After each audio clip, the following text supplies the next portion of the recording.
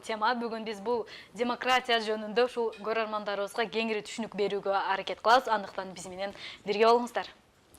Туп-тура саат 22:00 чейин 3 саат бою Ошпирим телеканалында сіздердің қызматыңыздарда болып, дегеле Кыргызстанда демократия бар, о демократия болсо кандай биз демократиялык коомдо жашап жатабыз. Ушул тууралуу биз кененирээк сіздерге талкуу кылмакчыбыз. Андан сырткары көрсөтүүнүн алкагында жаңылыктар, андан соң кызыктуу маалыматтар коштулуп барат. Сөз түрдө көрсөтүүнүн алкагында бизде кызыктуу маегибиз менен кошо коногубуз да келет. Мында сырткары бизде урматтуу телекөрүүчүлөр дата, базар баасы, валюта курсу, ошондой эле биздин жаш бөбөктөр үчүн жомок түрмөгү, мындан сырткары Ош шаарындагы Кыргызстан аймагында ошондой эле дүйнөлүк жаңылыктар түрмөктөрү да бизде бар. Сиздер болсо бизге ушул демократия темасы боюнча байланышка чыгып өзүңүздөрдүн сурооңуздарды, пикириңиздерди бизге узатсаңыздар болот. Ал үчүн бизде түз эфирдеги телефон номерлерибиз иштеп атат. Кайталап айтып өткетсем 0551 коду менен 370077, ошондой эле 03222 коду менен 56355 телефон номерлери сиздердин кызматыңыздарда. Ошондой эле бизде түз эфирден көрүүгө мүмкүнчүлүгү жок жерлерде биздин мекендештер боло турган болсо, биздин Ошпирим чекиткейжи сайтына кирип, ошол жерде түз обо бөлүкчөсүн бассаңыздар, бизди онлайн түрүндө дагы түз эфирден көрө аласыздар. Эскерте кетчү жагдай дагы бизде ошол биздин көрсөтүүбүздү көрө албай калган жарандарга дагы YouTube баракчабыздан жана ошондой эле Facebook, бардык Одноклассник социалдык тармактардан кайталап көрүүгө мүмкүнчүлүгүңүздөр бар. Мына ушундай жакшы мүмкүнчүлүктөрдү түзүп, дегеле кызыктуу теманын алкагында кызыктуу маек курганга биз чамданып, сиздер менен биргеликте 3 саат чогуу болобуз. Андыктан сиздер дагы Ошпирим телеканалынан эч кайда алыстабаңыздар, биз менен бирге чогуу ушул теманы тереңине жетип изилдегенге өзүңүздөр көмөктөшүп болсоңуздар болот. Биз дүйнөлүк демократия деген эмне деген суроо салгым келип жатат силерге. силерге. Даярданып аттым эле күнүн бери, демек кандай материалдарды таап алдым? Жок, мен материалдарым азыр көрсөтүүнүн жүрүшүндө силер менен бөлүшөм. Бирок мен азыр Нияз сага берген сурооңо жооп берсең. Өз негизи журналисттер ушул маалымат эмесин коопсуздугун аябай карайсыздар да. Бири-биринен маалымат жашырышып эле анан кийин ошол маалымат ошол жерге алып кетет. Дүйнөдө бул демократия көпчүлүк буга чейинки тарыхында да өнүгүүгө алып келген да. Тарыхын карасак. Бирок учурда Кыргызстанда кандай болуп атат? Ал азыр бул башка маселе, буюрса коногубуз келсе да тактайбыз. Кененирээк муну талкуулаганга мүмкүнчүлүк бар деп ойлойм, бирок каныкей аябай түпкүрүнөн эмне деген сөзүнүн маанисинен бери изилдеди болуш керек Буюрса көрсөтүүбүз үчүн биздин телекөрүүчүлөрдүн жана экөөбүздүн мээбизге куюп атат демократиянын. Мен куюп берем деп силерге сөз бере албайм, бирок биздин конок үчөөбүздүн тең мээбизге куят. Буюрса.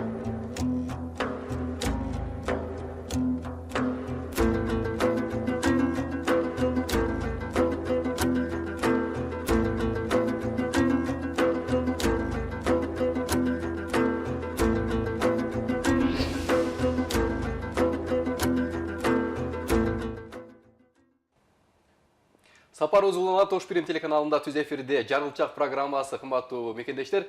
Ал эми биз демократия тууралуу кененирээк бүгүнкү темабызды ачып берели деп турабыз. Дегеле алгач бүгүнкү ушул демократиялык темасында сөз кылардан алдын дүйнө жүзүндөгү демократиянын көрсөткүчү кандай? Кайсы мамлекеттерде демократия чынында бар, толук кандуу деген суроо жаралат да алгач эле. Ошого жараша мен кызыктуу маалыматтарды таап алдым эле. Сиздер демократиялык өнүккөн мамлекет деп кайсы мамлекетти эсептей аласыздар? Алгач бир суроо узатып көрөйүн. Демократиялык өнүккөн мамлекет деп мисалы Швейцария, Англия, Германия, ошол өлкөлөр кирет менин оюмча. Абай. Азыр эми демократиянын бир күзгүсү катары АКШ, Америка Коңшу Штаттары. Дал ушул мамлекет 20-орунда турат экен, тилекке каршы 20-орунда. Ал эми сайтта өткөн Германия 13-орунда турат экен. Демократиялуу мамлекет деп төш каплаган мамлекеттер. Ал эми 1-орунда турган бул Норвегия экен. Толук кандуу демократия, мына ушул 5 илдикке Швеция, Жаңы Зеландия, Дания өлкөлөрү кирет экен. Ал эми биздин өлкө канчанчы орунда деп кызыгуу да жаралса керек. Биздин өлкөбүз толук кандуу демократия болбойт экен, биздики аралаш режим деп коет экен. 93-орунда турат экенбиз. Кыргызстан демократиялуу өлкө деген менен, бирок 93-чү. Ошондой болсо дагы Түркия жана башка көптөгөн өнүккөн өлкөлөргө караганда бир аз алдын, эми 93-чү Орусия канчанчы орунда турат экен? Орусияны аз карап берем. 93-чү орунда, бул да кызыктуу маалымат экен. Аягында жакшы маалымат, чындыгында. Бирок Кыргызстандагы кайсы бир кездерде ушул нерсеге жетиши керекпи, же илгерки ата-бабалардын салтынлап, өзүбүздүн нарк маселебизди кармап, өзүбүздүн бакы салт санабызды кармап дегендейби? Ушундай мамлекетке өтүш керекпи, же ушул демократияны алга карай дагы улантып кетиш керекпи деген суроо бар да. Ушул аягындай оор суроо туура болуш керек. Биз себеби демократия деп кайсыл демократияга баратабыз? Ошол кайсыл жакка алып барат бул? Салт санабызды унутуп баратабызбы деген да суроо жаралат да. Каныкей, кандай көз караштасыз? Биз ошол салт санабызды карап көрсөк, аны деле туура жолдо пайдалансак, ал деле мындай демократиянын бир бутагы болуп кетиши керек да. Негизичи биз ошол салт сана менен деле кетсек, бул жаман болбойбуз. Бирок биз өнүккөн өлкөлөрдүн катарына кошулуу үчүн демократиянын принциптерин карманууга мажбурбуз. Бирок менин оюмча. Мындай тарыхты карап көрө турган болсок, учурдагы өнүккөн өлкөлөр дагы бир убактарда көтөрүлүш, революция, ушу бийлик алмашуу тез болуп келген да, революциялар. Анан ушулардын арты менен акырындап элдин бийлиги орногон дегендей, бул баягы тажрыйбадан улам пайда болгон дегендей келип чыгат да. Биз деле бул Кыргызстанда дагы кайра көтөрүп, төңкөрүш болуп, бийликти алмаштырып, элге жакпаганы болсо, дароо алмаштырып берип, ушундай акырындап жараян болуп келаткандай бир өмүттү. Биз ошол баскычтарды эми өтүп баратабыз дегиңиз келип турат окшойт. Балким ушундай көз караштар бар. Бирок абай азыр гана айтып өткөндөй, биздин ошол эле учурда өзүбүздүн эрежелерибиз, каада салттарыбыз, жана атанын балага, баланын атага деген мындай өзүнчө бир кандай десем бир эрежелер бар да. Мына ошол эрежелер сакталып келатабы деген дагы башкача өңүттүү бир суроолор жаралат. Азыркы күндө биз эми силер деле билесиңер да, биз же эрежени сактап атабыз, же демократиянын эрежесин сактап атабыз. Кыргызстан негизи. Биз деле ошол бир аягында кызык талкуу жүргүзүп атасыздар. Мейли. Мен азырынча кошула албадым, себеби экөөңүздөр аябагандай берилип кеттиңиздер го дейм. Кызыгып кеттим.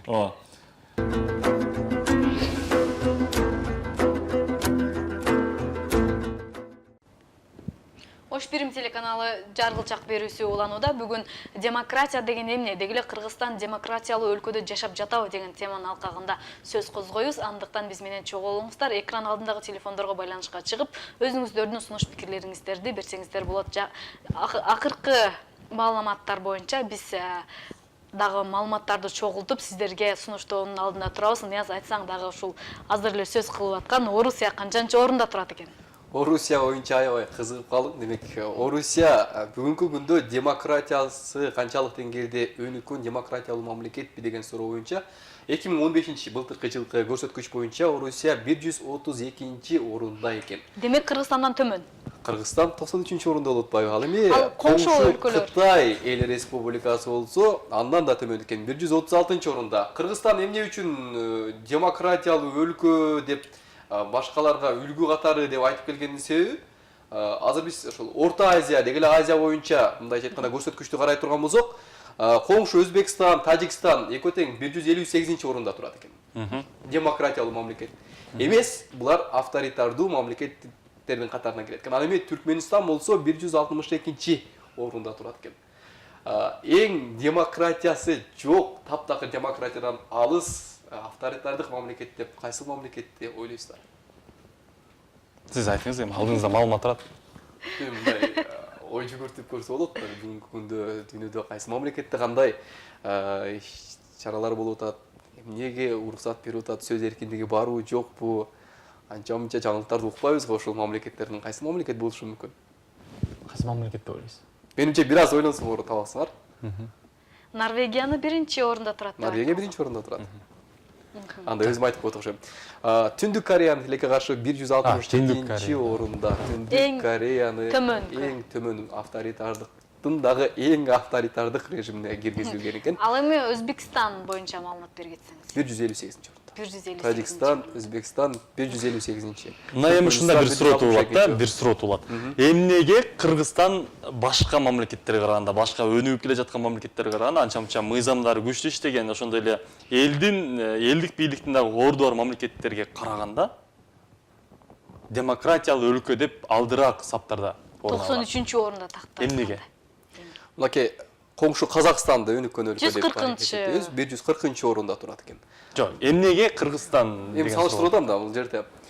Биз Кудайга шүгүр президентибизди каалагандай карикатура менен гезиттерге, теле аркылуу чыгарып атат. Каалаганды сөгүп да жазып атат. Ар кандай сындарды айтып атат да. Ошондой сөз эркиндиги, элдин өзүнүн каалашынча каалаган жумушун аткара билиши, өзүнүн пикирин билдириши, ушулардын баардыгы кандайдыр бир көрсөткүчтөрдү берип, анын негизинде демократиялык принциптер аныкталат экен. Статистикалык Сиздин оюңуз маалыматтар. эмнеге Кыргызстан алдыраак башка мамлекет? Мен бул ушул алдыраак дегенге мисалы Орусиянын 132 орунда деп айттык. Себеби менин оюмча бул такталган маалымат бир аз аудитория менен азыраак эле аудитория менен чектелип калгандай туюлуп атат да мага. Себеби Кыргызстандын танда кээ бир ушул серепчилердин айтымында такыр эле демократия жок дегендер дагы бар да. Демек бул маалыматты биз так анык ушундай деп кабыл алганыбыз дагы туура эмес. Мындай бул неме ченемдүү эле аудиторияны өзүнө камтып калган ошон үчүн. Демек сурамжылоо бир аз кичинекей аудиториянын ичинде жүргүзүлгөн, Бул жерде мындай мен көрсөткүчтөрдү айта кетейин. Мамлекеттин функциясы дейт, саясатка катышуусу элдин, коомчулуктун эркиндиги деген бир катар көрсөткүчтөр бар экен. Мына ушул критериялардын негизинде анан аныкталып. Бирок ушул бир критерийиңизге мен өзүмдүн көз карашымды билдире кетейин. Жанагы биз саясий көз карашын билдирген деп айтып атпайсызбы?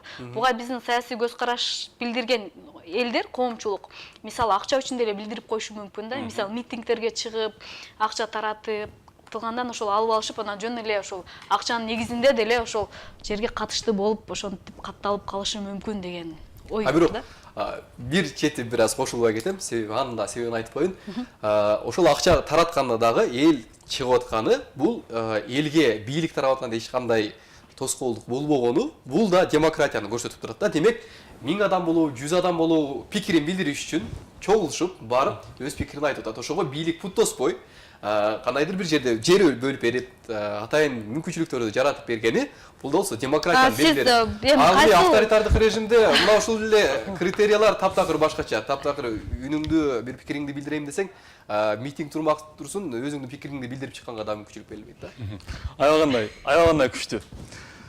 Азыр конокко чалып, сиз келип эле коесуз, бул жакта эко келип алыптыр деп айтат ошондон.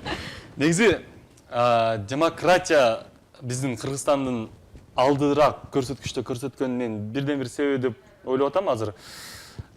Ушул НПОлордун таасириби дейм да. Негедир биздин Кыргызстанга НПОлордун кирип чыгышы аябагандай эркин бейөкмөт уюмдардын. Мисалы, ошол эле коңшу мамлекеттерде Өзбекстанда НПО бейөкмөт уюм деген эмне экенин түшүнүк аз. Мисалычы. Да ушул НПОлор кирип алып, биздин менин оюмча да, биздин мамлекеттин ошол адамдардын, жарандардын ушул демократия деген түшүнүктү бир башкача өңүттө колдонууга бир түшүндүк салып аткан жокпу деген дагы ойлор жаралат да. Мисалы, баягы эле гейлердин укугу, лесбиянкалардын укугун коргоп чыкмай, да ошолор коргоп берип атса, алар чыгып атса, анан кийин кантип биз демократиябыз алдыга жылбасын деген суроо туулат да мендечи. Ушул эле жерде ченем байкалат да. Биз чындап эле ошого анча-мынча жерлерин көз жумуп коюшубуз керекпи, же болбосо биздин ата салтыбызда гейлерди ошол эле айтып өткөн коомчулукка туура келбеген коомчулуктарды. Жок, башка тема эмес. Бул дал ушул демократиянын бизге берип жаткан таасирлеринин бири да. Мисалы, буга чейин андай нерсе болгон эмес. Биздин ата бабаларыбыз илгертиден бери кылым карытып келаткан кыргыз калкы бирок эч убакта эркек эрге тийип андай болгон эмес, Кудай сактасын. Азыр деле андай көрүнүштөр болбой эле койсун деген ойду айткым келет. Анан ушул гейлер деле ошол биздин ата бабабыздын тарыхыбызда деле биздин болгон экен негизи. Бирок аны биздин ата бабаларыбыз ушунчалык акылдуу болгондуктан аны мындай жаап жашырып эле өлтүрүп койгон ушулар болгон экен. Бундай нерсени угуп элек. Бирок алардын укугу болгон эмес экен негизичи.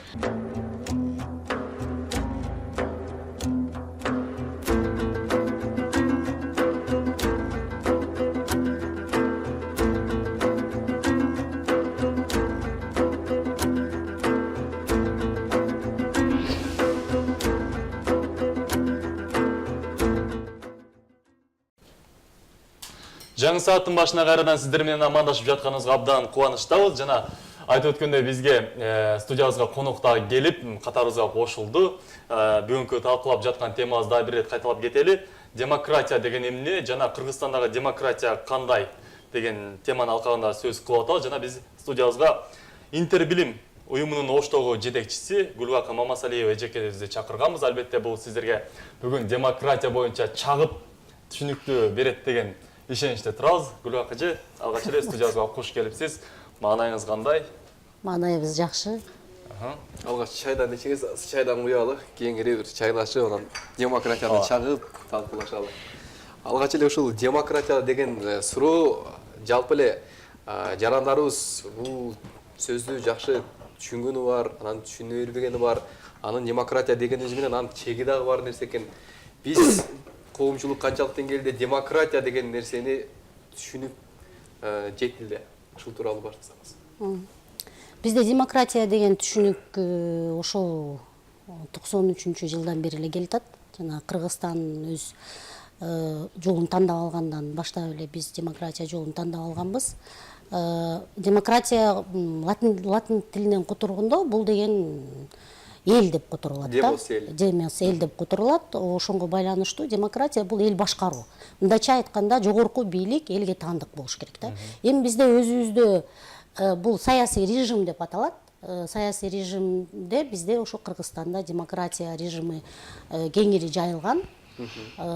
Демократия режимде мындай президентти шайлоо жана жогорку кеңеш депутаттарын шайлоо бул элге таандык деп билинет да. Эми биз өзүбүз күбө болуп жүргөндөй жылдан жылга биз ошо президентти шайлайбыз жана ошо жогорку кеңештин депутаттарын шайлайбыз.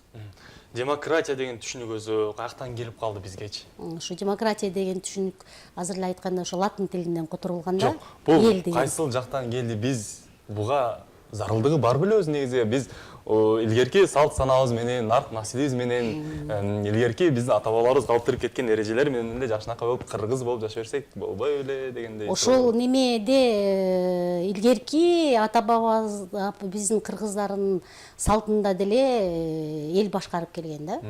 Мисалга айтсак курултайлар өтүлүп келген да.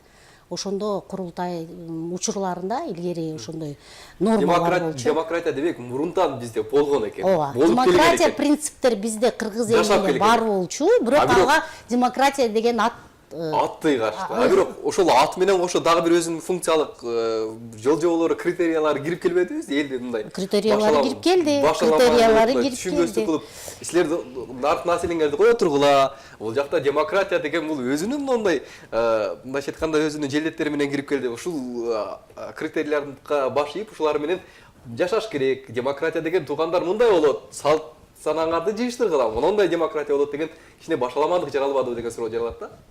Эми башаламандык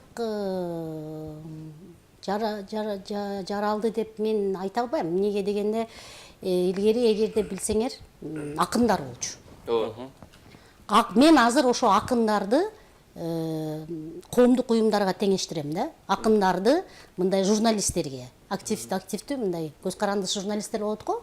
Чыркырап бир нерсени айтып чыккан ошолорго теңейм да. Ал маалда деле бар эле да. Ооба, ошондой эле токтогулду сүргүнгө айдаган. Сиз өзүңүз билгендей, кара тизмеге киргизип. Анан деген бизге азыр башаламандык эмне келди дегенде бул деген жанагы сөз эркиндиги менен кошо келип атпайбы? Бизде сөз эркиндиги кеңири кабыл алынган да. Анан кийин сөз эркиндиги дегенде ошол биз кээ бир учурларда сөз эркиндиктин мыйзамын сактабай, сөз эркиндигинин беренелерин сактабай, одоно чаап кеткен учурлар дагы, ашык чаап кеткен учурлар болот. Же болбосо ошол митинг акциялар деле.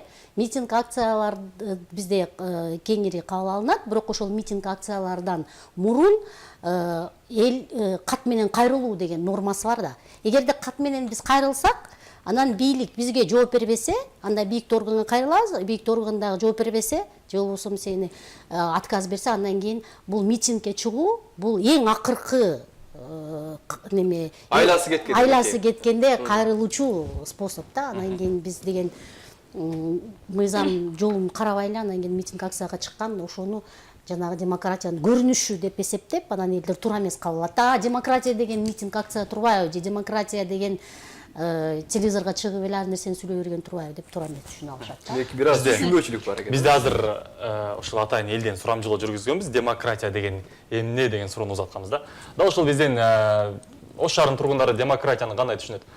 Бизден ушул атайын сурамжылоого көңүлүңүздөрдү буралы, андан ары биз кайрадан темабызга кайтабыз.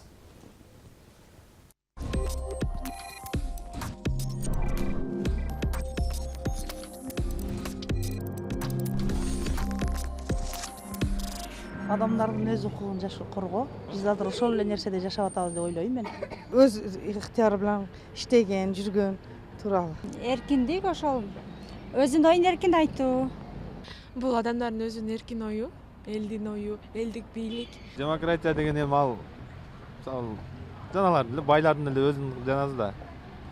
Өзүнүн көмөчүнө гүл тарткан да, ошол эле да. Өзүнчө мамлекетте эч кимге көз карандысыз дегендей түшүнөм. Эркиндүүлүк дегенди түшүнөбүз. Ар ким өз алдынча. Эмне өз алдынча? Өз алдынча эмес, ар кимдин каалоосундай. Это равенство народа от слова демос. Көрүп атасың го демократияны эмне кылып атат? Ар жерде сауна, жаш кыздарды бузуп, ушул окшоң иш болуп атат. Бул демократиянын иттиги. Айкындуулук, ачыктык. Ар ким өзүнүн оюндагын туура жана жеткиликтүү айта турган нерсени демократия деп эсептейм. Демократия дегени кандай түшүнөсүз? Демократия түшүнбөйт.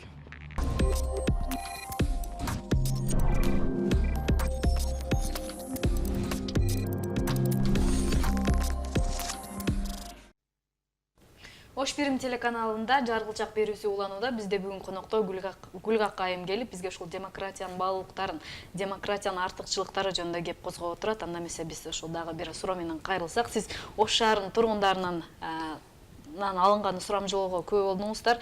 Демек биздин ушул калк кандай түшүнөт экен демократияны сиздин көз карашыңызда? Туура эле түшүнөт, бирок эми азыркы элдер өзлөрүнүн эркиндиги боюнча көп нерсени айтышты. Азыр сөзүнүн эркиндиги жана кыймыл аракеттин эркиндиги боюнча, свобода передвижения боюнча көп айтышты да. Бирок бул демократия деген көп нерсени камтыйт да. Ошонун ичинде чечим кабыл алууларга катышуу. Кантип катыша алабыз? Ушул демократия мамлекет качан гана элдер активдүү болсо ошондо демократия болот да. Мисалга жөн эле сүйлөп койбой, ошол бийликти сындоо же болбосо бийликтин алып барган ишин контроль жүргүзүү, анан кийин ошол бийликтин алып барган ишине контроль жүргүзүү маалында депутаттардын сессиясында катышып, депутаттарга кайрылуу жасоо. Ошол тараптар бизде алсызыраак да. Коомдук угуулар. Коомдук угуулар аркылуу кайрылуу жасоо же болбосо ошол кат аркылуу депутаттардын өзлөрүнүн комитеттерин отуруму болот го. Ошондо жарандар барып катышып, бийликте теңме тең байма бай өзүнүн ролун аныктаган коом болуш керек. Бирок бир суроо жаралат да ушул эле учурдачы. Демек демократия дегенде көпчүлүк жарандары сөз эркиндиги, кыймыл аракет деп жооп берди да. Демек эркиндик, бул эркиндикти эки тарабынан алып карасак болот да. Бала менен атанын ортосунда дагы эркиндик деп көп эркелетсеңиз, кийинчерээк эрке бала болуп чоңойт. Эң баш болуп калат. Анан кандайдыр бир тизген деп турса, мындай болот, мындай болбойт деп кандайдыр бир ордунда коюп турса, бара-бара экөөнүн ортосунда ата бала мамиле жаралат. Бизде бүгүнкү күндө ушундай, мындайча айтканда, чегинен ашып кетпөө дегендей түшүнүк болуп атабы? Бизде чегинен ашып кетти деген. Себеби мындай карап көрсөк азыр бизде Кудайга шүкүр, каалагандай сын пикир айта алабыз. Теле аркылуу, гезет, журнал аркылуу каалаган пикирибизди айтып, кааласак президентке, кааласак депутаттарга чейин жеткирип атабыз бүгүнкү күндө.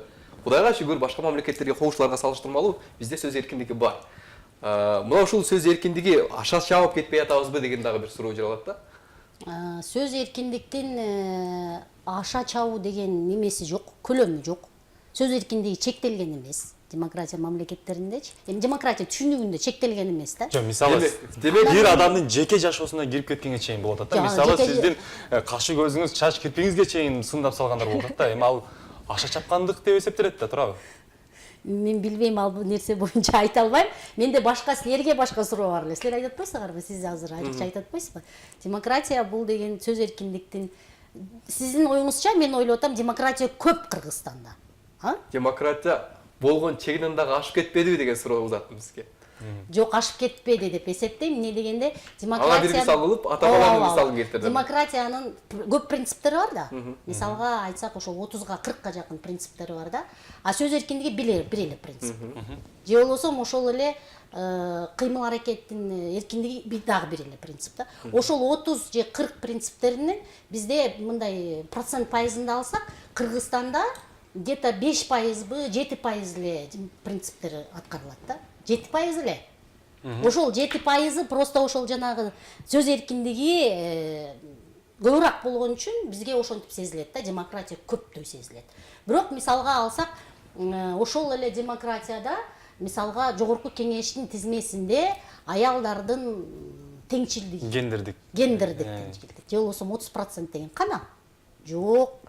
Жаштар деген кана?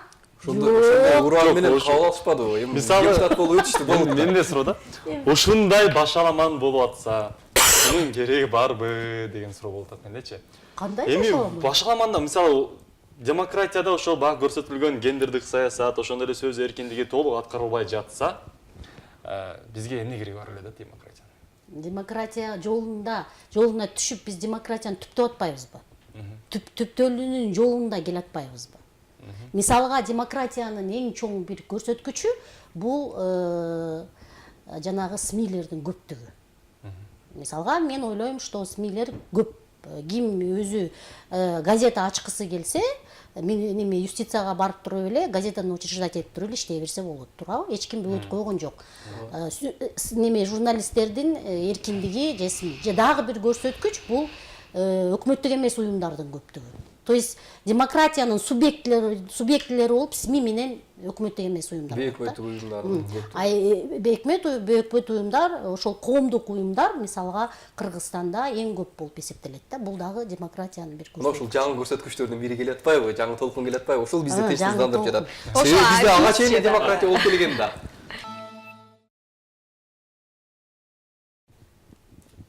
Ош Бирим телеканалынын түз эфиринде жаргылчак берүүсүн алга карай улантабыз, достор.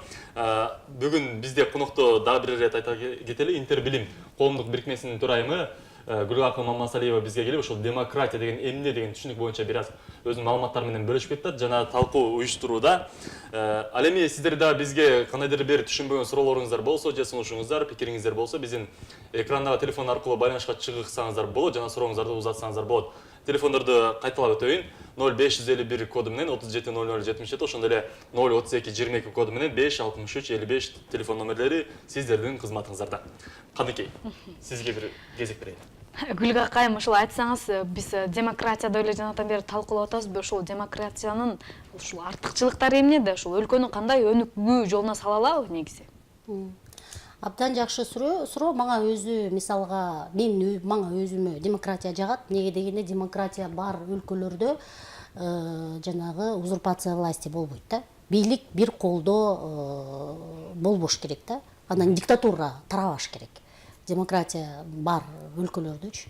А диктатура болгондо бул деген сот чыгаруу бийлиги дагы, жанагы мыйзам чыгаруу дагы анда бир адамдын колунда болуп калышы мүмкүн да.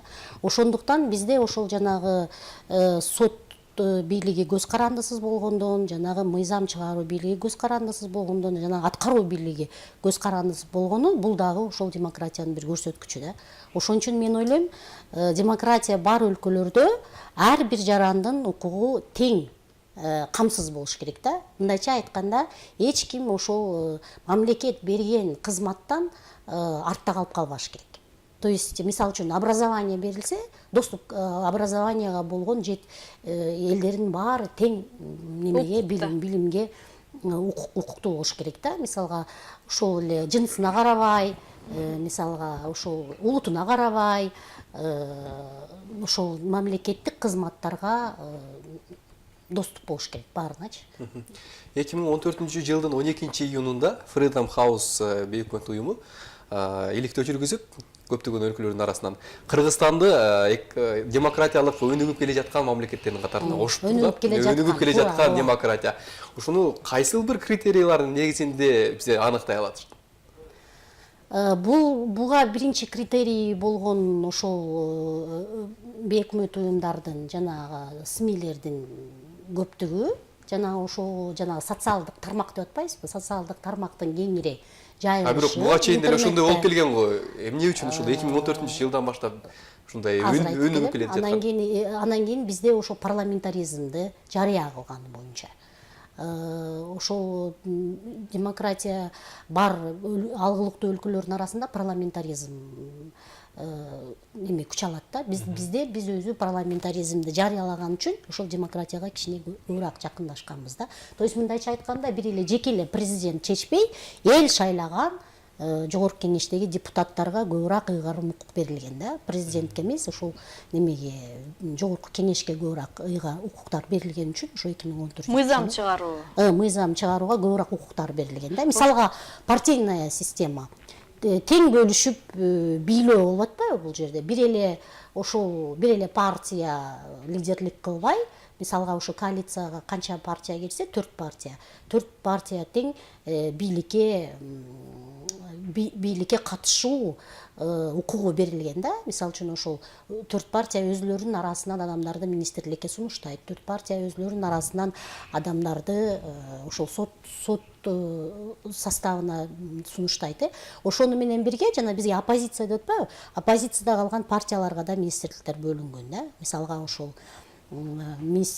каржы министерствосу жана счетный палатасы ошо оппозицияга. Мындайча айтканда тең бөлүштүрүп бийлөө системасы ошол бизге демократияны камсыз кылат. Ошондой демократиянын принциптери бар, жок эмес бар. Бирок азыр эми референдум. Сиз канааттанасызбы ошол демократияга? Ооба, мен канааттанам. Эмнеге дегенде, ошол бар болгон үчүн бизде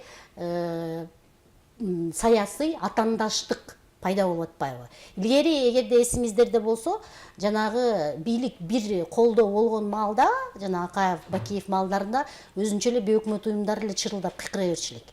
Андан кийин мына парламентаризм башталгандан баштап бейөкмөттөр анча эфирге чыкпай калды. Бизге көп суроо беришет да. Ой, мурун деген сындап эле чыгып эле эмне азыр вообще көрүнбөй калдыңар дейт да. Неге дегенде саясатта атаандаштык пайда болгон үчүн биз эми айтайын десек эле оппозиция партиясы айтып чыгат. Биз мынаны туура эмес тендер өткөзүлдү десек эле башка партия айтып чыгат. То есть ушул бизди жанагы бейөкмөт уюмдарды мындай кичине саясаттан жылдырып, өзүлөрү атаандаштык пайда болгон үчүн демократия кичине жакындашты. Ушул демократияны да бир чала түшүнүп алуу дейбизби же кандай дейбиз, бирок ушул демократиянын үй бүлөлүк баалуулуктардын жоголушуна жана башка биздин нарк насил салт санаага туура эмес келе турган учурларды дагы бир мындай көбөйтүп аткан жокпу? Мисалы, ошол эле учурда гейлердин, лесбиянкалардын укугун да коргогон учурлар болуп калат да. Бирок бул деген Кыргызстан, кыргыз эли үчүн илгертеден бери кылымдарды карып келген Кыргызстан үчүн бул аябагандай уяттуу жагдай да. Мисалга, бирок ошол нерсени биз Кыргызстанда азыр коргоп калдык. Рахмат сурооңузга мен мындай жооп берет элем да. Мисалга, мындай кылып кабыл алсак, эгерде Кыргызстан бир үй бүлө деп кабыл алалы, сиздин үй бүлөңүз бар, сиздин үй бүлөңүз бар, менин үй бүлөм бар, Эми Кудай сактасын, бирөөбүздүн үй бүлөбүздө ошондой жаран пайда болду. Бирөөбүздүн үй бүлөбүздө.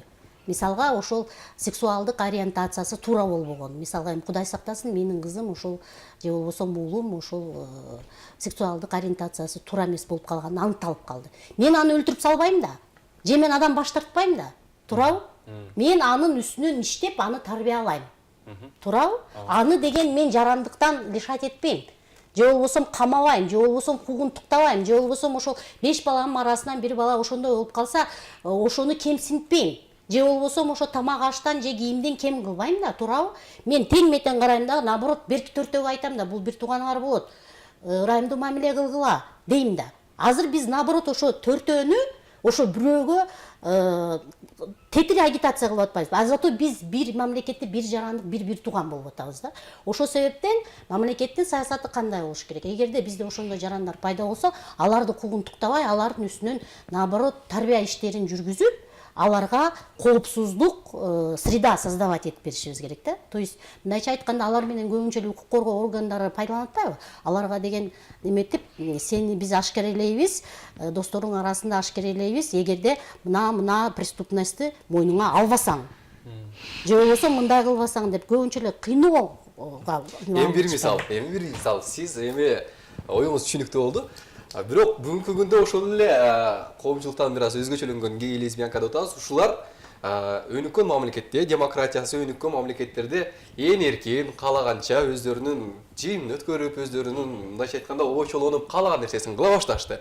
Керек болсо парадтарды өткөрүп, чечинип алышып, башка кылышып, өздөрүнүн оройсуз мындай кызыктай кылыктарын көрсөтө баштады. Эми бул мындайча айтканда аларга ошондой сиз айткандай боло берет, муну бөлбөш керек, булардын да укугу бар, булардын да эрежеси бар деген эле принциптердин негизинде келип туруп, мына ушундай эркиндикке жетип баратат. Булар бир чети караганда, эркек менен эркек боло берет экен үйлөнүп алса, аял менен аял үйлөнүп алса боло берет экен деген принциптерди, аң сезимдерди акырындап киргизип отуруп ушундай коом пайда болуп аткан жокпу? Мына эркиндик берип отуруп. Бизде андай коом пайда болбойт. Неге дегенде бизде мыйзам менен пропаганда чектелген да. А жанагы сиз айткан гей пропаганда деген, бул деген пропагандалоо. То есть мындайча айтканда бирөөнүн оюн байлап берүү деген. Пропаганда у нас Кыргызстанда запрещено, мыйзам боюнча бөгөт коюлган пропагандага. Ошон үчүн андай болгон жарандар көчөгө да чыга албайт, реклама да кыла алышпайт, ошондой жарыя да кыла алышпайт. Алар жашашы мүмкүн жана ошо өзүнүн жарандыгын алкагында жарандык укуктары менен колдонгону. Бирок ошону демократиянын кээ бир принциптерине таянып, бейикмет уюмдар чектөө коюп коятышпайбы? Мисалы, чектөөлөрдү алгыла дегендей ушундай бир саясат жүргүзүп атышат да, туурабы? Мисалы, ошол неге аларды үйүнө камап койдуңар, неге ушул көчөгө чыгарып айтасыңар, алар деле адам да, алар деле өзү каалагандай ээн эркин бассын, жүрсүн деп демократиянын кээ бир принциптерине таянып, аларды биз чыгарышка туура келип атат. Мисалы, бейикмет уюмдар ошол. Мен ойлойм да мындай жарандар, ошонго окшогон жарандар илгери деле бар болчу да. Илгери деле бар болчу. Азыр эле өзүнчө эле космостон учуп келишкен жок да. Илгерки жана органда иштеген. Азыркы күндө, Гүлгак эже кечиресиз, ошол аз кесиптешим айтканда пропаганда көп болду да. Мисалы, башка мамлекеттер көрүп атат, ошол эле Американы көрүп атат, ошол эле башка дагы мамлекеттер көрүп атат, алар жакта моундай эле болуп атпайбы? Ошол башкача суроо сиз. Аң сезимди бузуп атпайбы? Мен неге андай суроону сизге жолдодум?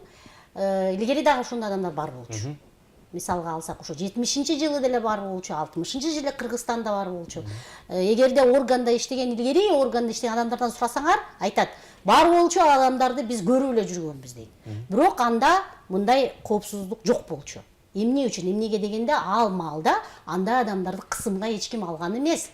Биздин арабызда жүрчү эле, нуу жүрчү, эч ким кысымга алчу эмес. Азыр аларды кысымга алган үчүн, алар деген мажбур болгон үчүн өзүлөрүн коргоо үчүн ошондой немеге жолго барып атышат да. Ошо өзүлөрүн коргоо үчүн ошондой топторду создавать этип. Кечиресиз, сөзүңүздү бөлгөн үчүн ушул жерде бир маселе жаралат да. Ошол 5 уулуңуз болсо, 5өөнүн бирөөсү ошондой болсо, Кудай сактасын, Кудай арызсын. Бирок сиз айтып атпайсызбы, аны бөлүп карабайм. 4өөнө кандай мамиле кылсам, 5-чисине да ошондой мамиле кылам. Анан ал дагы эр жетилет, анан эркекке үйлөнөм десе, эркекке үйлөп кое бересизби? Жок, эркекке үйлөнөм десе, аны тарбиялайбыз да биз. Тарбиялап түшүндүргөнгө аракет кылабыз да. Суроо бул жерде тарбия жагына келип такалып жери жокпу? Тарбияга такалып келип атат. Демократия, эркиндик. Жок, ошол биз адам укуктары деген маселе эмес, тарбияга келип такалып аткан жери жокпу деген да? Ошо сиз туура айтасыз, ооба. Ооба, биз өзү ошондой немелер пайда болсо, көрүнүштөр неме турмушта. Азыртадан баштап ата-эне тарбия менен алектениш керек да. Булдун көрүнүштүн көбөйүшү бул ошо миграция менен дагы байланышкан да. Мисалга алсак, ата-энелер балдарын кароосуз калтырып коюп, анан кийин булар ошолордун влияниясына түшүп калып, ошондой көрүнүштөр көбөйүп атат да. Бирок сиздер кечиресиз, сиздер тарбия берүү, ошо бейикмет уюмдар айрыкча тарбия берүүнүн колго албай эле, сиздер алардын укугун коргоп чыгып атпайсыздар. Жок, тарбия берүү колго алынат. Тарбия берүү дагы багыттар бар. Биз жөн эле укугун коргобойбуз. Бирок маалымат каражаттарында тарбия берүү айтылбайт да, негедир? Тарбия берүү колго алынат. Гүлгак эже, келиңиз, бизде дагы бир элден сурамжылоо жүргүзгөнбүз. Ошол Кыргызстанда демократия барбы деген суроо салганбыз. Азыр ошол сурамжылоону жалпы телекөрүүчүлөрдүн назарына салалы, андан ары кайрадан талкуубузду улантабыз.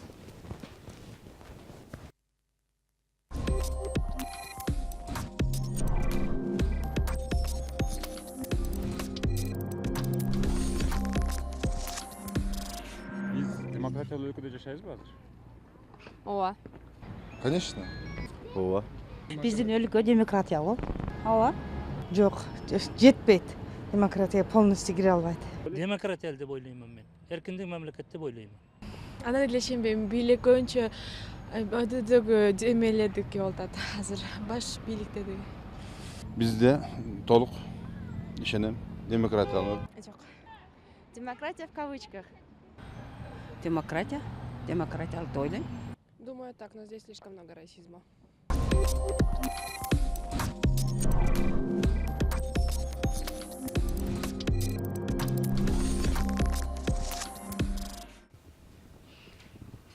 Биз түз эфирдеги берүүбүздү ала карай улантабыз, урматтуу телекөрүүчүлөр. Бизде бүгүн демократия эмне деген суроонун үстүндө талкуу болуп атат. Талкуубуз албетте кызыктуу болуп жаткан болсо жана сиздерде бир суроо жаралып жаткан болсо, биздин экран алдындагы телефондорго байланышка чыгыңыздар жана сурооңуздарды узатсаңыздар, биз атайын чакырган коногубуздан сиздерге жоопту алып бермекчибиз.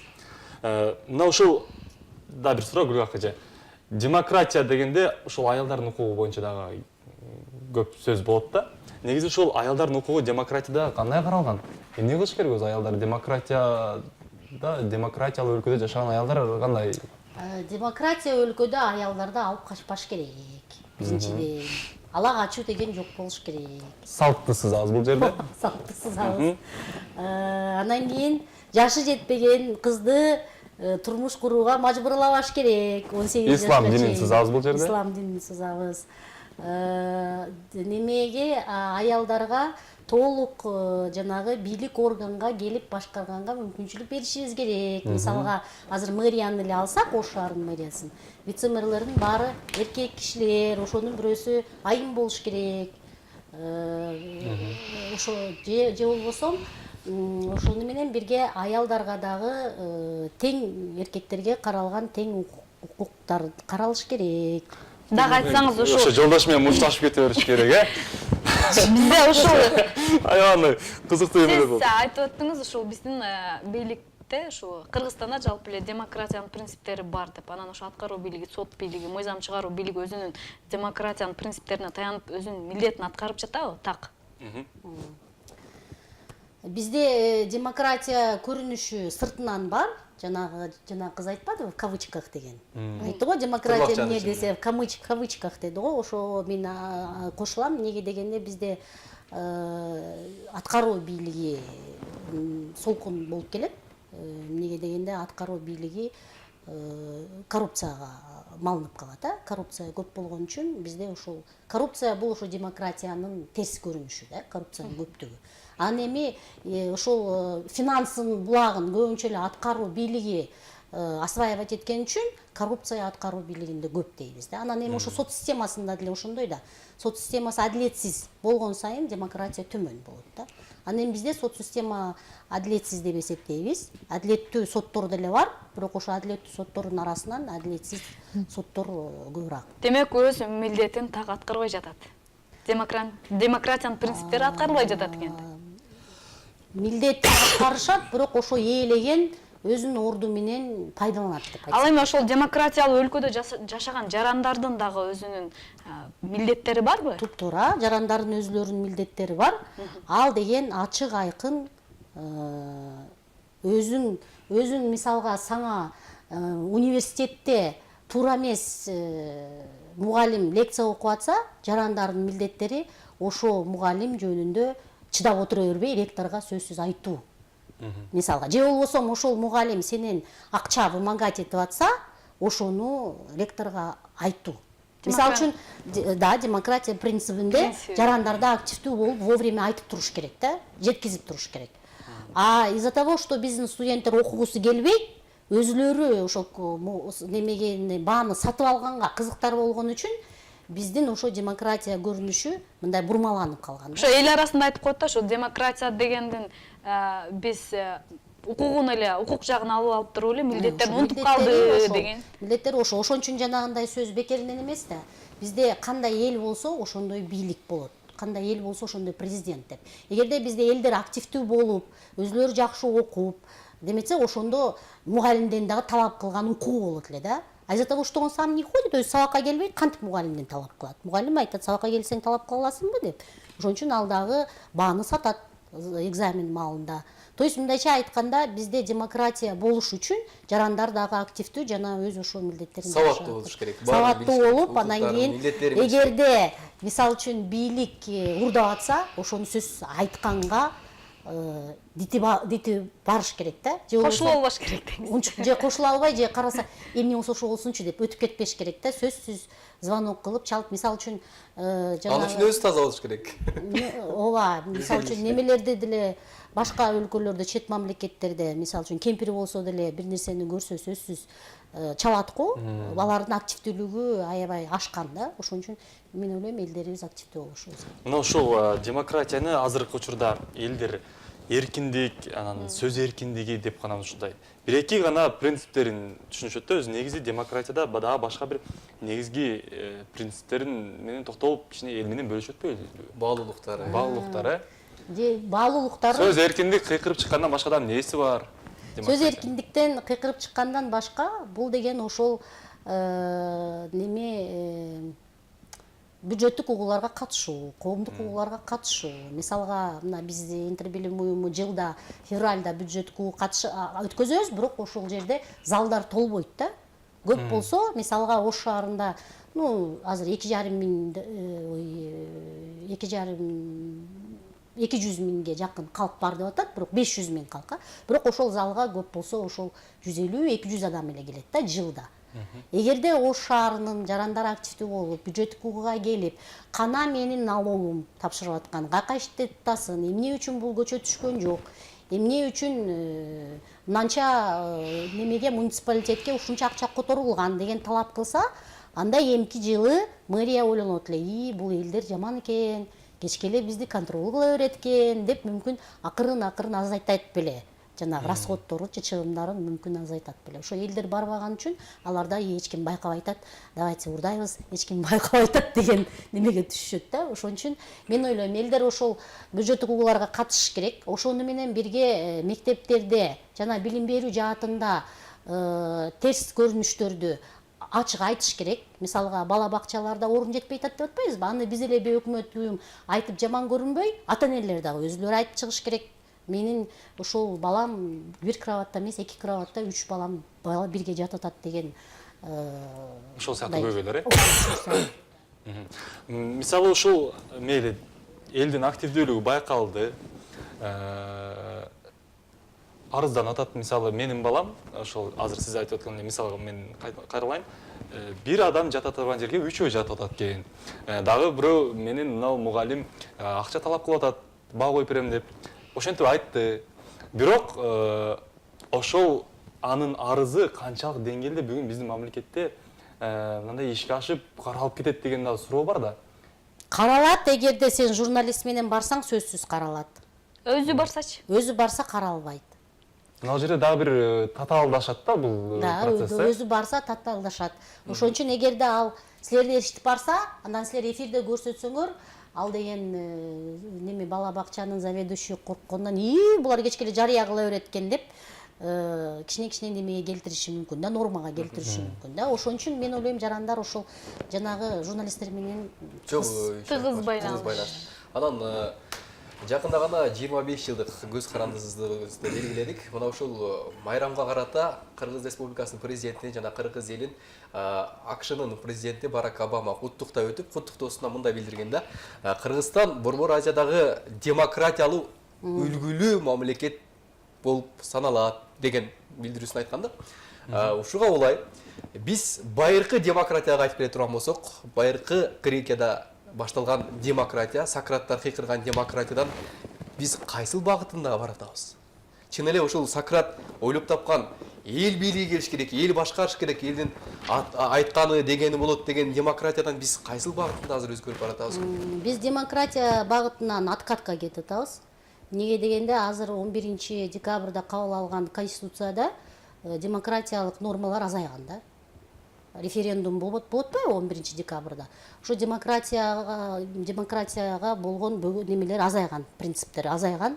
Мен ойлойм, ошо эмки жылдын аркы жылдары биз демократиядан наоборот откат болобуз да. Жок, мен ушул айтайын дегеним, башында демократия деген термин чыкканда, түшүнүк чыкканда, кайсыл демократияны Сократ элестеткен, кандай болуш керек деген өзүнүн талаптарын койгон дагы бүгүнкү күндөгү биздин демократиябыз. Эл менен макулдашуу немесин принципин киргизген да ал. Эл менен макулдашып кабыл алуу принципин киргизген да. Анан эми бизде мындай в целом основасын карасак, основасында эл менен макулдашуу бул шайлоо катары эле өтөт да. Референдум. Референдум ошол шайлоо катары өтөт да. Эми бизде ошол шайлоо менен эле бөгөттөлүнөт да. Бирок мисалга алсак, ошо азыркы жарыялап аткан референдум болуш керекпи, болуш керек эмеспи деген дагы согласование болуш керек эле да, эл менен. Бирок бизде эл деген 2010-жылы 2020-жылга чейин бөгөт койгон да уже. Эл уже бөгөт койгон болчу. А бул жерде элдин ою угулбай эле жогорку кеңеш өзү чечип коюп атат да. То есть мындайча айтканда эл менен согласование жок деп айтсак болот. Келиңиздер, азыр да биз бир аз тыныгуу жасайлы. Анткени кезек жарнамалык бөлүккө, андан сырткары бизде Ош шаарынын аймагында кандай окуялар катталды, кандай жаңылыктар болду бүгүн. Дал ошол тууралуу биздин жаңылыктар түрмөгү бөлүгү бар. Дал ошол эки бөлүктөн соң кайрадан биз демократия тууралуу талкуубузду улантабыз.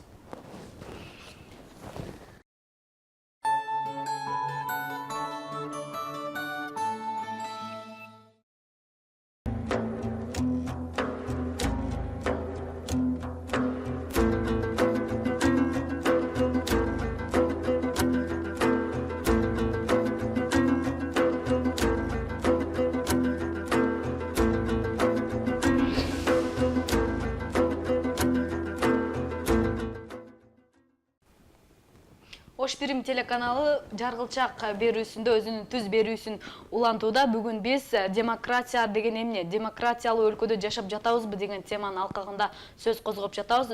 Коногубуз бар, коногубуз ушул өзүнүн демократия боюнча түшүнүгүн биз менен маек кылып, өзүнүн ушул кеңири түшүнүгүн бөлүшүүдө. Андыктан сиздер дагы бизге байланышка чыгып, экран алдындагы телефондор аркылуу өзүңүздөрдүн сурооңуздарды берсеңиздер болот. Биз маегибизди улантабыз.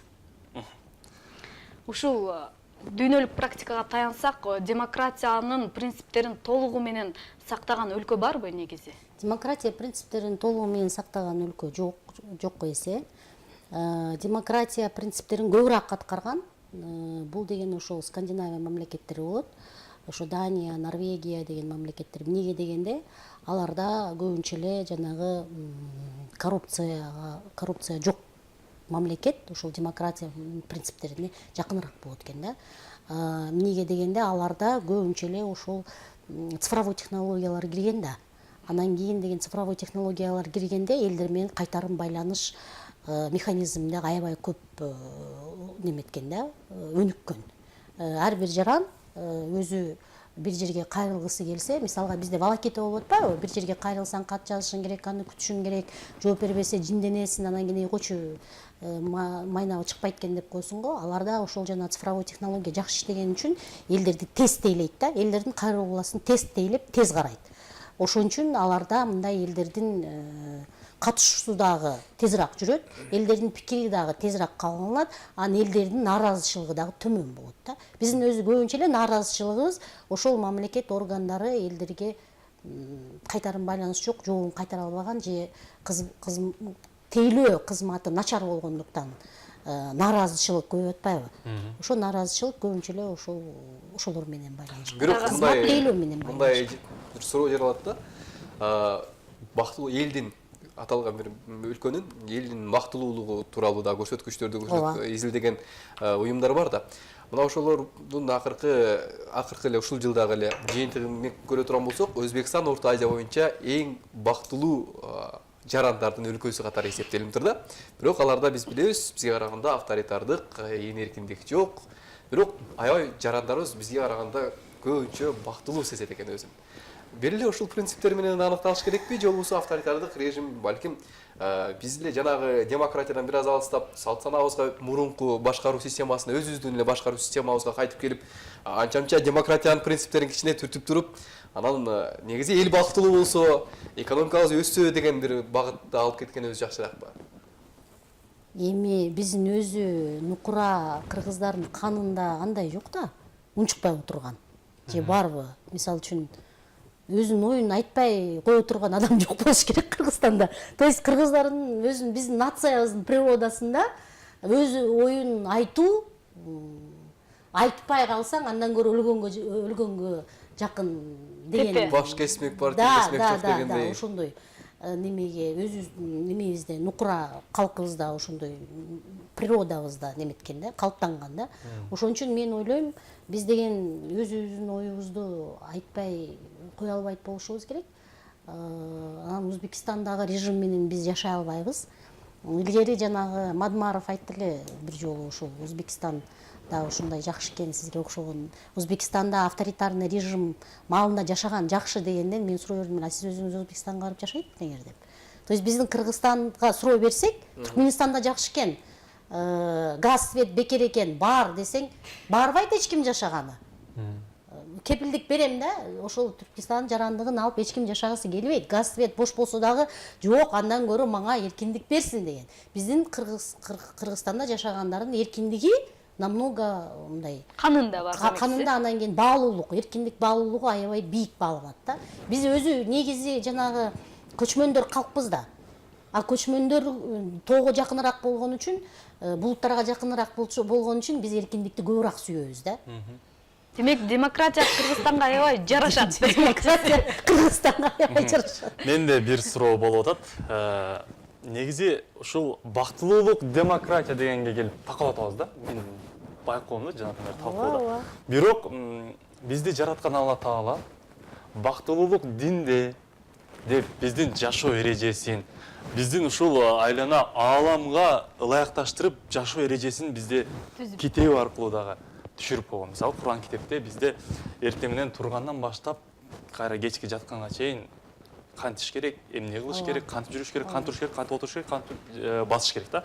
Бардык эрежелер каралган. Мындайча айтканда майда чүйдөсүнөн бери. Бирок ушул демократия менен диндин бир топ айкалышпаган, келишпеген жактары бар да. Сиз буга кандай карайсыз? Биздин бактылуулукту жараткан, бизди жараткан Алла Таала түзүп коятса, а бирок адамдардын чыгарган биздин бактылуулукка мыйзамдары. Америкада мусулмандардын коомчулугу бар. Мен бир ошол мусулмандардын коомчулугунун лидери менен сүйлөшүп калгам да, еврей. Мусулман бар экен, ошол лидер болот экен. Андан кийин Ак үйдө ошол мусулмандардын өзүнүн кабинети бар экен. Ак үйдүн 2-нчи этажында мусулмандардын кабинети бар.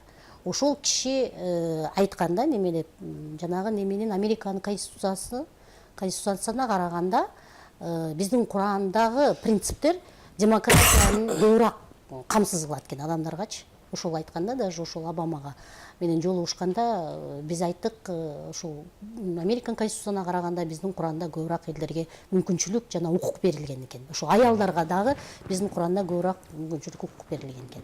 Анан эми жанагы режим боюнча айта турган болсок, шарттар боюнча же болбосо эрежелер боюнча айта турган болсок, ооба бизде конституцияда жазылган, мыйзамда жазылган эрежелер кээ бирде ошол немеге исламга туура келбеген эрежелер бар.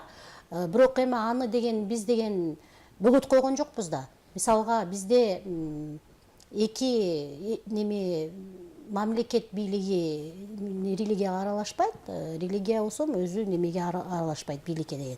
Демек биз өзү күнүмдүк жашоодо, иштөө неме, күнүмдүк жашоодо жумуш ордунда мыйзам эрежеси менен жашасак, бирок үйдө жанагы ислам менен эле жашап келип атпайбызбы? Мисалы үчүн ошол эле айт майрамдарды майрамдап, ошол эле Куран окулуп, ошол эле жерге бергенде ошол нормаларды кабыл алып, мисалы үчүн ар бир традицияда, биздин үйүбүздөгү традицияда ошол Куранга жакындаштырылган да. Мисалга ошол эрежелер немеде жок да, мыйзамдаштырылган эмес да, туурабы?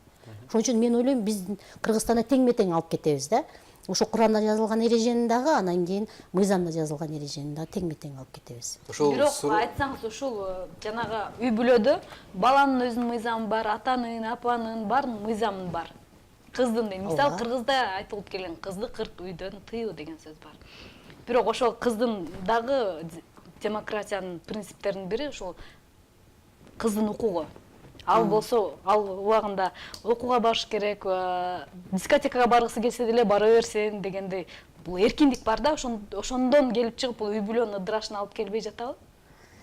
Эми демократияны үй бүлөдө канча дозалап берүү ал ата эненин өзүнөн неметет да, зависит этет. Мисалга, ооба ата эне дискотекага жөнөтпөй коюшу мүмкүн, бирок мисалга демократиянын кайсы бир принциптерин, кайсы бир жактарын кызына берет да баары бир. Мисалга, ага тамакты мажбурлап бербейт да, тамак ашты тандаганга мүмкүнчүлүк берет. Башка жолдорунда тандоо бар да, мисалга кийимди тандоо. Биз деген барып базарга, силер деле барып кызыңарга жакпаган немени алып бербейсиңер да, пальтону. Кийбей коет ал эртеси.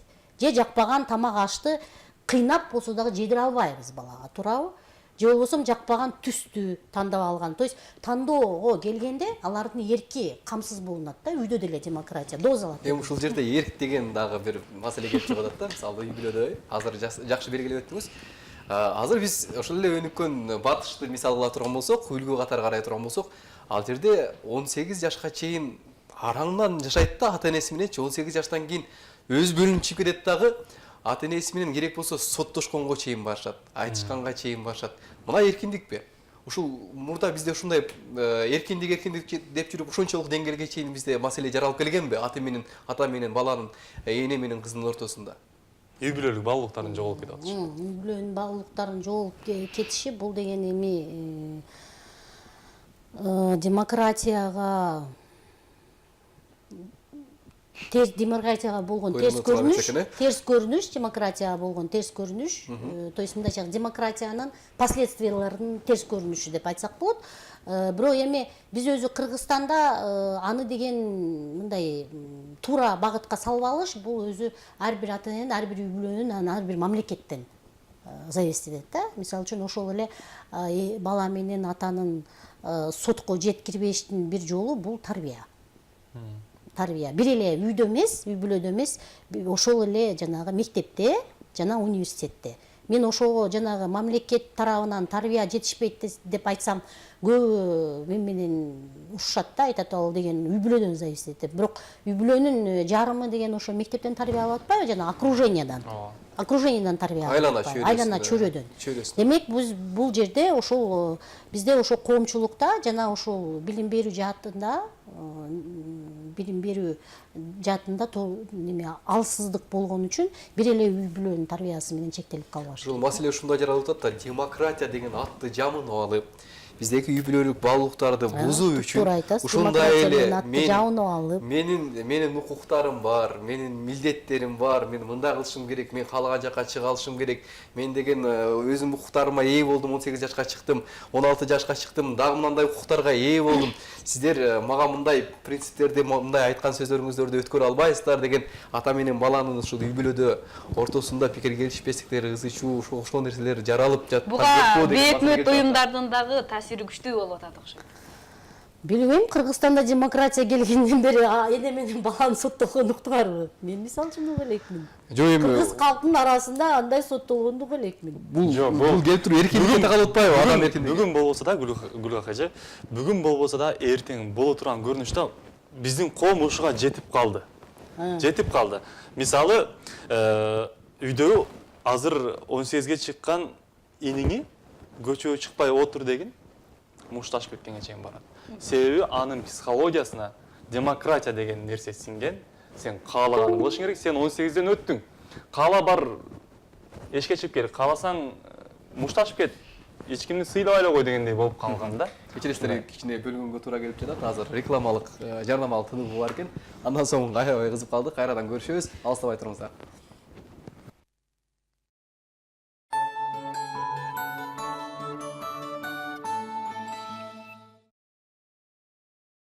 9 saat 32 minut сапарыбыз уланат. Дал мына ушул учурда биз темабызды кызуу алып барып жаткан учурубуз. Бир гана анча-мынча жарнамалар биздин темабыздын маегибизди бир аз бөлүп койбосо.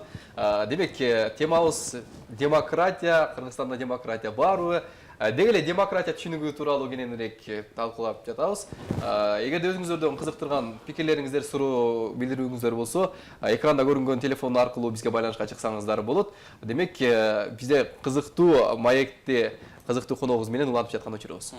Мен жанагы суроого кайрадан кайткым келип атат. Гүлгак айымга. Ушул жана айткандай үй бүлөлүк баалуулуктардын жоголуп кетип атканы бул жерде аябагандай болуп атат да. Мисалы, ага мен инин ортосундагы деле мамиле. Мисалы эниңи тыя албай калдың да, ошол демократиянын айнанча. Негизи ушул демократия түшүнүгүн, демократиянын принциптерин кандай болсо ошондой жайылтуу үчүн бизде кандай иш-чаралар өтүш керек? Эмне кылышыбыз керек биз? Кантип элге ушул демократия деген бул мынау нерсе силер мунун кармабасыңар, бул эмес да, мынау нерсе дегендей кылып бир жеткизебиз. Демократияны өзү чындап силер айткандай жакшы жактарын биз көбүрөөк көрсөткөнгө аракет кылышыбыз керек.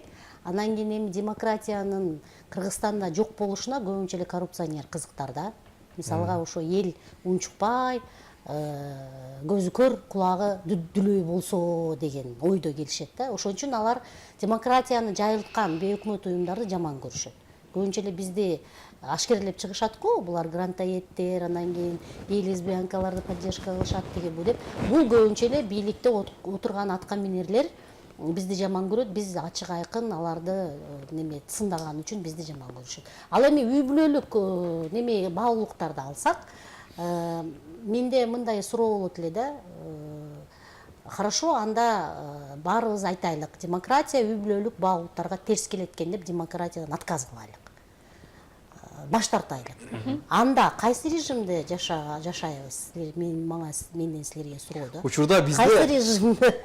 Мындай болот экен да, биз эгерде көрсөткүчтөр боюнча карай турган болсок, дүйнөдө толук кандуу демократия, анан авторитардык менен демократия аралаш, анан авторитардык болуп өзгөрүлөт экен да.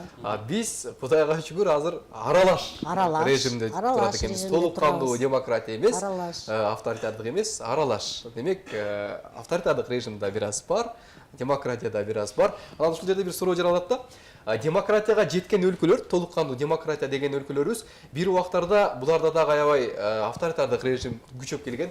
Анан булар кандайдыр бир баскычтарын басып өтүп, көтөрүлүш, элдер кайра чыгып олтуруп, анан акырында олтуруп келген экен да. Бизде демократияга коом негизинен даярбы? Эрте келип албадыбы бизге демократия? Эмнеге дегенде бизге демократия эрте келди деп айтсам болбойт. Демократия келгенде биз деген жанагы демократия келгенде бирге билим берүү жана элдерди тарбия кылуу немесин багытын кошо алып барбадык да. Биз деген элдерге эркиндик берип койдук, бирок ошо эркиндиктин принциптерин жана эркиндикти кандай туура колдонуш керек деген тарбиялаа иштери болбой калды да. Биз бейөкмөт уюмдар аны окутуп келдик, бирок биз азбыз да. Ошол деген мындай Кыргызстандын өзүнүн саясаты болуш керек эле да. Элдерге маданиятты үйрөтүү жана кайта башкадан тарбиялоо, демократия принцибин нугунда тарбиялоо деген культура, маданият бирге жүрүш керек эле да. Бизде ошо маданият алсыз болуп калган үчүн демократияны биз ошо демократия порциясын сиңире албай атабыз да. Сиңире албай ошондой болуп калып атат да. А биз эми азыр демократия бизге сиңбейт экен, келгиле адан баш тарталы дебешибиз керек. Биз кайтып эле ошол башка жааттарга көңүл буруп, ошол эле мисалга маданиятты күчөтүшүбүз керек да. Эгерде маданиятты күчөтсөк, элдер маданияттуу болсо, ошондо гана өзүн сдерживать этип карманат да. Мисалга айтсак, бизде театрларда пьесалар жүрбөй калды, спектакльдер жүрбөй калды. Бир отат бирок барбай калды десеңиз. Ошол культура, маданият же болбосо ошол кичинесинен балдарды биз немеге апарбайбыз, театрга немеге апарбайбыз, ошол балдарга ошого культураны балдарга үйрөткөн эмеспиз да. Ошон үчүн азыркы поколение барбайт андай нерсеге. Ошону акырын биз прививать этишибиз керек да, элдерге сиңдиришибиз керек акырын. Анан эми жанагы азыркы өнүккөн мамлекеттерде эле демократиядан баш тартпай атат да. Неге дегенде, эми азыр силер өзүңөр деле бала тарбиялап атасыңар. Бала тарбиялап атканда силер балдарыңарды эски мамлекеттин мектебине бербейсиңер да. Же бербейсиңер. Ушул жерде отурганыңарды бириңер дагы балаңарды мамлекеттин мектебине бербейсиңер. Баарыбыз биз балдарыбызды жанагы частный мектепке беребиз. Кайсыл жерде сөз эркиндиги жакшы жана бала кеңири ой жүгүртө ала турган мектепке беребиз. Демек биз кичинесинен балдарды кеңири өзүнүн оюн айтууга тарбиялайбыз да. Бул ошол демократияга басып келаткан баланы биз өзүбүз демократия жолуна тарбиялап келебиз да. А бирок эгерде биз баланы чүнчүтүп койсок, анда ал өнүкпөйт. Ал азыркы айткан суроом мындай болду да, Төркүнү. Эгерде коом кандайдыр бир режимге, кандайдыр бир алдында күтүлгөн нерсеге даяр эмес болсо, муну алып келип туруп, муну бул кружка эмес, бул чайнек десе дагы, бул чайнек турбайбы деп түшүнөт да. Эгерде коом даяр эмес болсо. Ошого биздин коомубуз канчалык деңгээлде даяр? Демократияны сиңирип алууга. Коомубуз уже азыр эле биз айтып атпайбызбы, милдеттерин билбейбиз, укуктарыбызды билебиз, эркиндигибизди билебиз, бирок милдеттерибизди билбейбиз деп. Ошого бизге мынау силерге чайнек бул кружка эмес деп койбой жатабы мындай сырттан келген күчтөр? Биздин коом даяр болот эле, эгерде бизде коррупция аз болсо. Потому что бизде коррупция көп болгон үчүн, элдер адилетсиздик жок болгон үчүн, элдердин дагы өзлөрүнүн адилетке болгон ынтызары өчүп калып атат да. Демократия мамлекеттеринде адилеттүүлүк аябай бийик бааланат да. Адилеттүүлүктү бизде жана аткаминерлер бузуп коюп атпайбы? Адилетсиздик сот бузуп коюп атат, ошол эле бийликте отургандар бузуп коюп атат, ошол эле органда отургандар бузуп коюп атат. Анан кийин деген демократия принциптери бул адилеттүүлүк жок болуп калгондон себеп адамдын дагы өзү иренжиси пайда болуп атат да. То есть бул деген параллельно алып кете турган нерсе да. Демек айтсаңыз, ушул жерде жанагы демократиялык өлкөлөрдө сиз айтып атасыз, коррупция жок жерде демократия өнүккөн деп. Ал эми эмне үчүн Кыргызстанда ушул коррупциянын бир жоюлушуна ушул демократия тарабынан бир жолдор иштелип чыкпайт? Аны деген биз президентке суроо беришибиз керек. Ал деген мындай жок, сиз өнүккөн да. Саясий эрк болуш керек. Мисалга алсак, Грузияны алсак, алар кантип ошол коррупцияны төмөндөтүштү. Алар деген акча урдагандарды камап башташты. Саясий эрк болуш керек. Же болбосо ошо туура эмес сот чыгарган сотторду камап башташты. То есть мындайча айтканда, саясий эрк канчалык күчтүү болсо ошо бийликте отургандарга, ошончолук коррупция жок болот, адилеттүүлүк бийикке чыгат, анан кийин ошондо бизде бирок биздин Кыргызстан тарыхында камап деле көрбөдүкпү? Алар кайра эле чыгып эркиндикте бошоп жүрбөйбү? Ооба, камап көрдүк, бирок эми акча берип кайтып чыгып алса, чыгып атса эмне кылат? Рахмат. Мына ушинтип бизге бөлүнгөн убакыт дагы соңуна келип калды да. Биз ушул темабызды жыйынтыктайлы, урматтуу кесиптештер. Негизи ушул демократия бизге керек болуп да ошондо? Керек, демократия бизге керек. Дагы бир айтсаңыз, ушул демократиянын өнүгүшү эмнелерге байланыштуу? Демократия өнүгүшү ошол негизи ошол маданият, элдин тарбиялооруна байланыштуу. Эгерде биз азыр өсүп келаткан, эми бул бузулган чиновниктерди ондай албайбыз. Эгерде азыр өсүп келаткан өспүрүм балдар ошол коррупцияга малынбай, паракорлук жок болуп, адилеттүү мамиле кылганды үйрөнсө, азыр жакшы жаштар өсүп келатат. Азыр жаштардын көбү эле коррупциядан иренжип калышканда, биз ойлойм акырын демократияга келебиз. Биздин өзү коом өзгөрүлүшү керек. Рахмат сизге.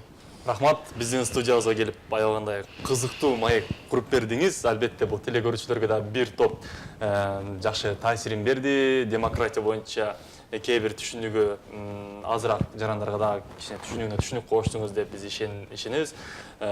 Негизи ушул көрсөтүүбүздү жыйынтыктап жатып, бүгүнкү демократия деген эмне деген суроого кайсы бир жараныбыз бир өзүнө жооп ала алган болсо, биз албетте бул биздин жеңишибиз.